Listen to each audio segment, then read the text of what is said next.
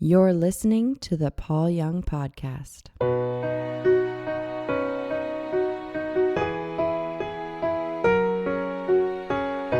And hi, everybody, wherever you are, all over the world.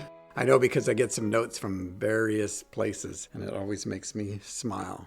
It's weird that in this day and age, you do something in a little corner of your office in Washington, and it's heard all over the world. You know, not by lots and lots of people, but still, it's great. How fun is that? So today, we've had some pretty heavy days with the guys on death row, and so I thought we'd just take a break a bit. And I dug up some jokes and I dug up some little commentaries about different things. And I thought you just appreciate the break on your way to work or whatever you're doing. So here we go. This one is just a kind of an overview of those of us who are reaching into our late 60s and 70s into maybe the beginnings of our 80s.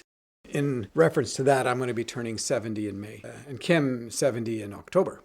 Back when I was growing up, somebody that was 40 years old was really old. But you know, it's all perspective. It's all subjective. My Aunt Gladys just turned 104. So as far as she's concerned, I'm just a kid. But anyway, this is a comment about those of us who are starting to become the elderly. They call us the elderly. We were born in the 40s, 50s, and 60s. We grew up in the 50s, 60s, and 70s. We studied in the 60s, 70s, and 80s. We were dating in the 70s, 80s, and 90s. We got married and discovered the world in the 70s, 80s, and 90s. We venture into the 80s and 90s. We stabilize in the 2000s. We got wiser in the 2010s. And we are going firmly through and beyond 2020. Turns out we've lived through 8 different decades, 2 different centuries, 2 different millennia. We have gone from the telephone with an operator. Actually, we've gone from plug-ins. That was one of my jobs in college. A telephone with an operator for long-distance calls to video calls to anywhere in the world. We've gone from slides to YouTube, from vinyl records to online music, handwritten letters to email and WhatsApp, from live matches or sporting events on the radio to black and white TV that ended at midnight and they shut it down with the playing of the national anthem and you had that odd little circle fixture thing. But we've gone from black and white TV to color TV to 3D HD TV. We used to go to the video store. You know, you run into these technologies and you kind of think they're sort of permanent, right? But they're so fleeting. And now we watch Netflix. We got to know the first computers, punch cards, floppy disks, and now we have gigabytes, megabytes on our smartphones. We have more power on our smartphone than what took astronauts to the moon. We wore shorts throughout our childhood, then long trousers, Oxfords, flares, shell suits, and blue jeans. The person who wrote this it's anonymous, but it's probably somebody from, the UK or probably the UK, the language that's used. We dodged infantile paralysis, meningitis, polio, tuberculosis, swine flu, and now COVID-19. We had skates.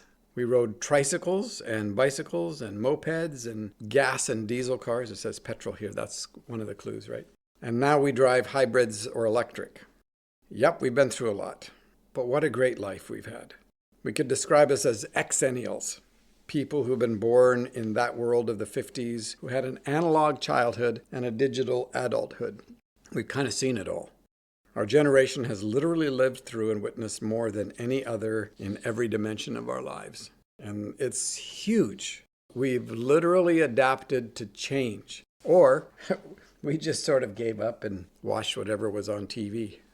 All right, so that's just a perspective. It's just a thought from afar. But I are one of those now. Kind of been for a bit, but it depends on, some of my grandkids. They think I'm really old. Some of them, not so much. Anyway, here are some funny stories, things like that, just to have a change of pace. You know how important exercise is as we grow older, especially. Here are a few suggestions. I start by standing outside behind the house with a 5-pound potato sack in each hand. I extend my arms straight out to my sides and I hold them there as long as I can. After a few weeks, I move to a 10-pound potato sacks and then 50-pound potato sacks.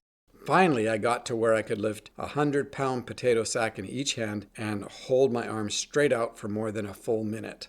Next, I'm going to start putting in a few potatoes into the sacks, but I would caution you not to overdo it at that level. I didn't write that. Somebody else wrote that. A stingy old lawyer had been diagnosed with a terminal illness and was determined to prove wrong the old saying, "You can't take it with you." After much thought and consideration, the old ambulance chaser finally figured out how to take at least some of his money with him when he died. He instructed his wife to go to the bank, withdraw enough money to fill 2 pillowcases. He then directed her to take the bags of money to the attic and leave them directly above his bed. His plan? When he passed away, he would reach out and grab the bags on his way to heaven. Several weeks after the funeral, the deceased lawyer's wife, up in the attic cleaning, came upon the 2 forgotten pillowcases stuffed with cash. "Oh, that old fool," she exclaimed. "I knew he should have had me put the money in the basement." Ha ha ha. Singers of the 60s who have revised their hits with new lyrics to accommodate baby boomers. Herman's Hermits. You remember this. Mrs. Brown, you've got a lovely walker. How about Ringo Starr? I get by with a little help from Depends. Or the Bee Gees. How can you mend a broken hip? Roberta Flack. The first time ever I forgot your face. Johnny Cash. I can't see clearly now. How about Paul Simon? 50 ways to lose your liver. The Commodores. Once, twice, 3 times to the bathroom. Procol Harum. A whiter shade of hair, if you have any. Leo Sayer. You make me feel like napping. The Temptations. Papa's got a kidney stone. ABBA. Denture Queen. How about Helen Reddy? I am woman, hear me snore. Leslie Gore. It's my hormones and I'll cry if I want to. And of course, Willie Nelson. On the commode again. I have this cartoon that I saw, so I have to tell you about it because I can't show you exactly. It's called Coming Soon to a Street Near You. This is why it's funny to me, is because it could be on our street. It's called Street Golf, and it's got 2 elderly husband and wife, it appears, and they're playing golf on their street, and they have the pin, instead of on a green, it's in a pothole. And then they got various potholes all through the street that are acting as bunkers. And he's about to tee off, heading toward that far distant pothole in which the pin is placed.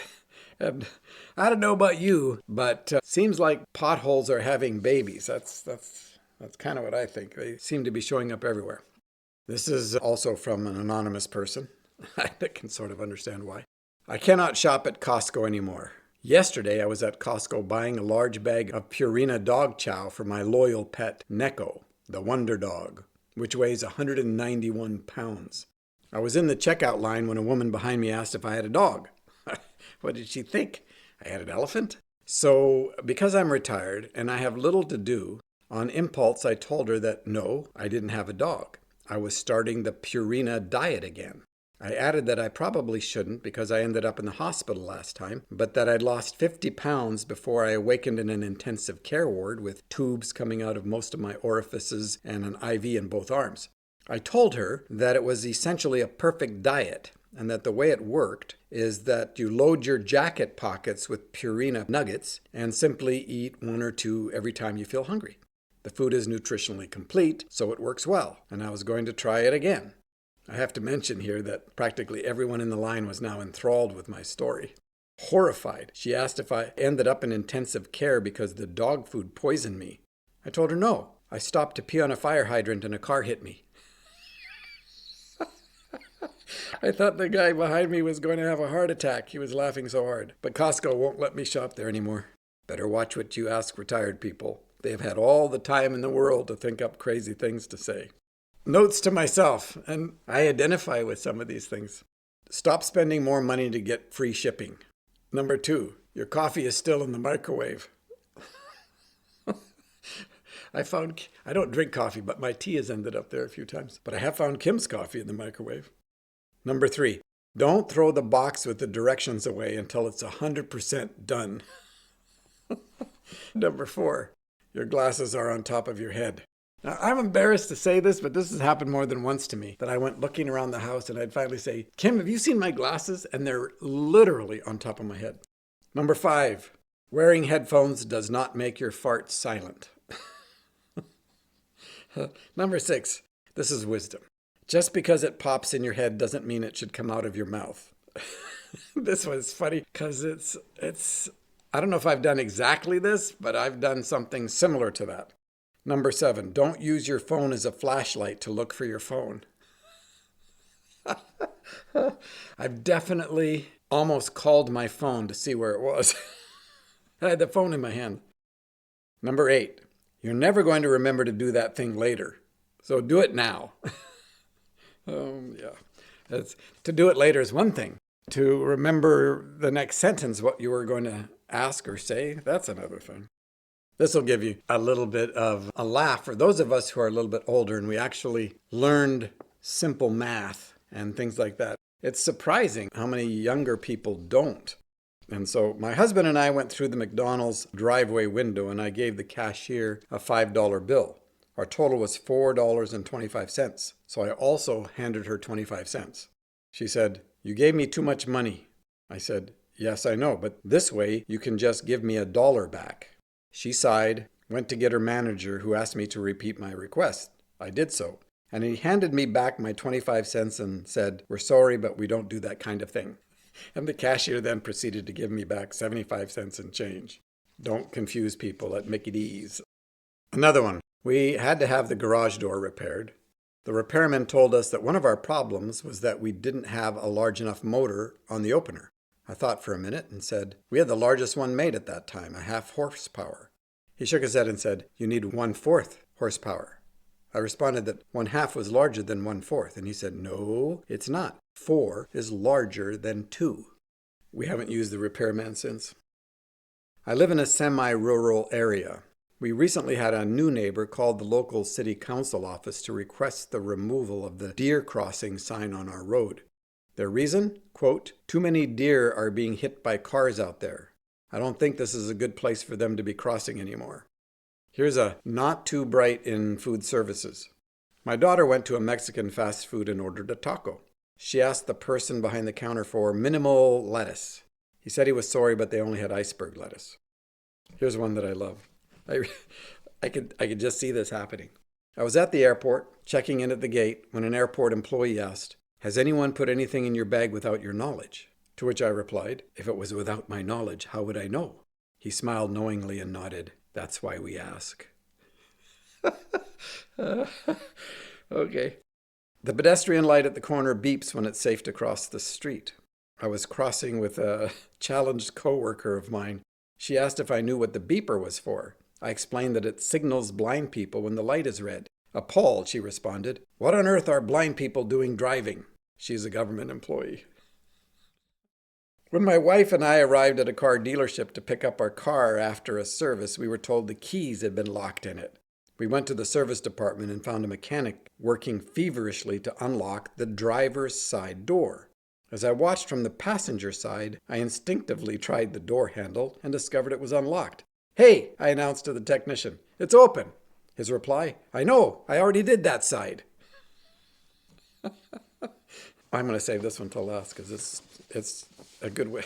It's a good way to end. This actually was labeled the best joke in the world, and different folks like Monty Python or such did takeoffs on it, and you may have seen one of those, but the basic joke goes like this. 2 hunters are out in the woods when one of them collapses. He doesn't seem to be breathing and his eyes are glazed over. The other guy whips out his phone and calls the emergency services. He gasps, "My friend is dead. What can I do?" The operator says, "Calm down. I can help. First, let's make sure he's dead." There's a silence, then a gunshot. Back on the phone, the guy says, "Okay, now what?" Oh my goodness. This is one of those you can tell your grandkids. What's brown and sticky? A stick. They'll probably go, "Huh?" Anyway, Sherlock Holmes and Dr. Watson were going camping. They pitched their tent under the stars and went to sleep.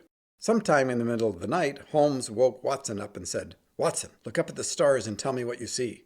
Watson, "I see millions and millions of stars." Holmes said, "And what do you deduce from that?" Watson replied, well, if there are millions of stars, and if even a few of those have planets, it's quite likely there are some planets like Earth out there. And if there are a few planets like Earth out there, there might also be life. Holmes responded, Watson, you idiot, it means that someone stole our tent.